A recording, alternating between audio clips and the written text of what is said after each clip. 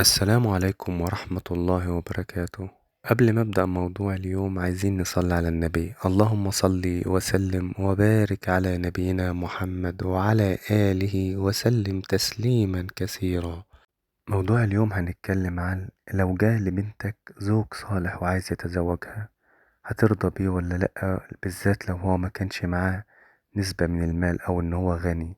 طبعا أغلب الناس في الوقت والزمن اللي احنا فيه بيرفض، لكن الإسلام نهى عن الكلام ده. والدليل على كده حديث الرسول، قال رسول الله صلى الله عليه وسلم: إذا آتاكم من ترضون خلقه ودينه فزوجوه، إلا تفعلوا تكن فتنة في الأرض وفساد عريض. في الحديث ده بينبهنا الرسول عليه الصلاة والسلام إنك لازم تختار لبنتك الزوج الصالح، ولو جيت قدم لها لازم توافق عليه، ولو ما عملتش كده يبقى انت بتعمل فتنة في الأرض وفساد. متخيل قد ايه ان انت بتفسد في الأرض لو انت رفضت رجل صالح؟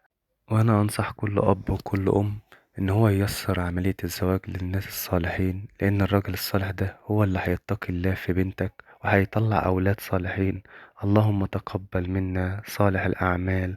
اللهم صل وسلم وبارك على نبينا محمد وسلم تسليما كثيرا.